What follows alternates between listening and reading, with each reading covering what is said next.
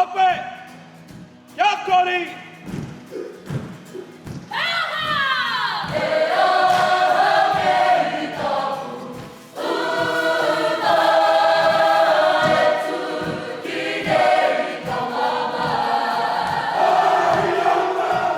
Ko te kaupapa matua I tēnei tau, ko te whakaau I te Mana Māori Motuhake, he ai kia mātou.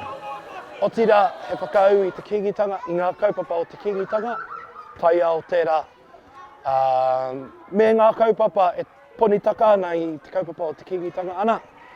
Ka noho ko era hei tauira matua mō mātou I tēnei tau, mō tēnei mea mō te Mana Māori Motuhake.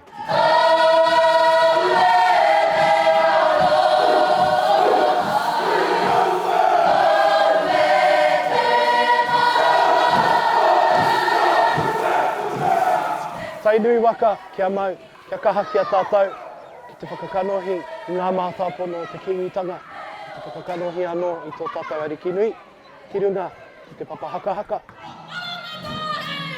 Woku hiahia o ku wawata, kia pakake ake o ku whakaaro o tēnei o te Aukaha, waihoki o Inainei. E tū ana hei kai ako, hei pau ako, hei raukura hoki. Ko te mahi nui, ko te hanga āringa, ko te whakarite wātaka, me e rā tūmomo āhuatanga pau ako, kai ako haka. Ko te kite, I te nui o te aroha, o ngā tamariki ki te kaupapa.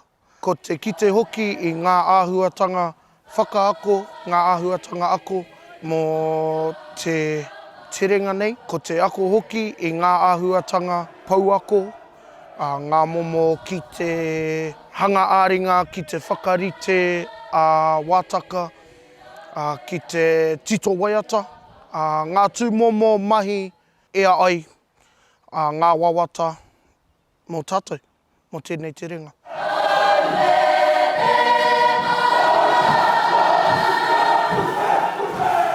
Haere mai ki Tauranga Moana, ki te paparewa, haere mai ki te tautoko I te kaumatahi karaka.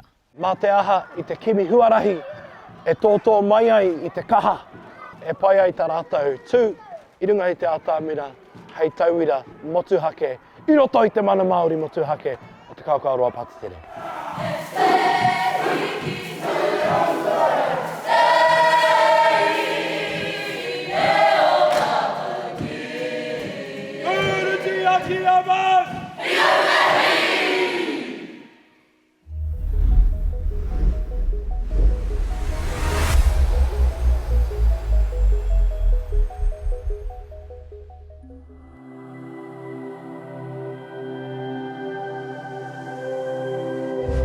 Ko te reo